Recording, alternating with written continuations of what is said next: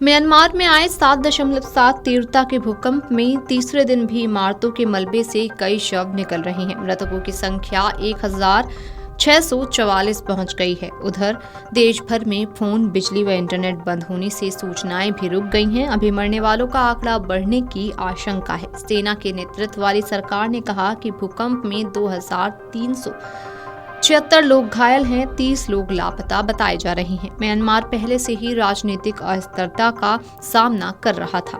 वहीं भूकंप आने के बाद राहत और बचाव का काम भी ठीक से नहीं हो पा रहा है। इंफ्रास्ट्रक्चर और सड़कों को हुए नुकसान की वजह से राहत सामग्री का पहुंचना भी मुश्किल हो गया है। वहीं भूकंप के झटकों के डर से हजारों लोग अपने घरों को छोड़कर सड़कों पर आ गए हैं। साथ ही भूकंप के डर से लोग सड़कों पर ही सोए हैं। UN office for coordination of humanitarian affairs के मुताबिक घरों को हुए नुकसान और भूकंप के झटकों के डर से बहुत लोगों की हिम्मत घर के अंदर जाने की भी नहीं हुई। ऐसे में उन्होंने घर के बाहर ही रात काटी। ओसीएचए ने कहा कि कई सड़कों और पुलों को भी नुकसान हुआ है, जिसकी वजह से आना जाना मुश्किल हो रहा है। घायल लोगों तक दवाइयां पहुंचाना भी मुश्किल हो गया है। हाईवे पर दरारें पड़ने की वजह से बसों को भी रोक दिया गया। यूएन की एजेंसी ने कहा कि जरूरतमंदों को खून भी नहीं मिल पा रहा है। इसके अलावा इंटरनेट और संचार के साधन भी ठप पड़ गए हैं। म्यांमार की सेना ने दुनिया भर से मदद की गुहार लगाई है।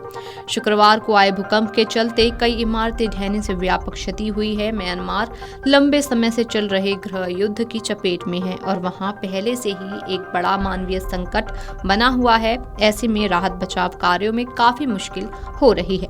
म्यांमार के पड़ोसी देश थाईलैंड में भी भूकंप के झटके महसूस किए गए और उसने राजधानी बैंकॉक समेत देश के अन्य क्षेत्रों को हिलाकर रख दिया।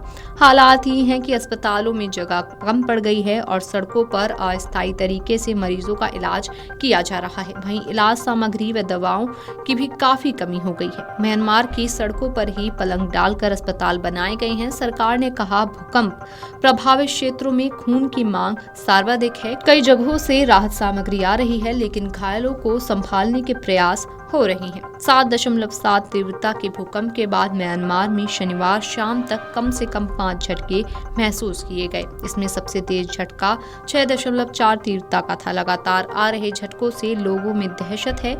म्यांमार संगाइंग फ्लॉट पर स्थित है, जो इंडिया प्लेट और सूडा प्लेट को अलग करता है, जिस वजह से यहाँ भूकंप का खतरा बना रहता है। बैंकॉक के अधिकारियों ने बताया कि थाईलैंड में भूकंप के कारण अब तक 10 लोग मृत पाए गए हैं, 26 लोग घायल हैं और 47 अब भी लापता हैं। राजधानी के लोकप्रिय चतुचक बाजार के निकट एक निर्माण स्थल पर काफी तबाही हुई। भूकंप आने पर थाईलैंड की सरकार के लिए एक चीनी कंपनी द्वारा बनाई जा रही 33 मंजिला ऊंची इमारत हिली और धूल के गुब्बार के साथ धाराशायी हो गई। बता दें कि प्रधानमंत्री नरेंद्र मोदी ने म्यांमार के सैन्य शासक से फोन पर बात करने के बाद तत्काल भारतीय मदद को रवाना कर दिया। म्यांमार में शुक्रवार को 7.7 तीव्रता के भूकंप में अब तक 1000 से ज्यादा लोगों की मौत हो चुकी है।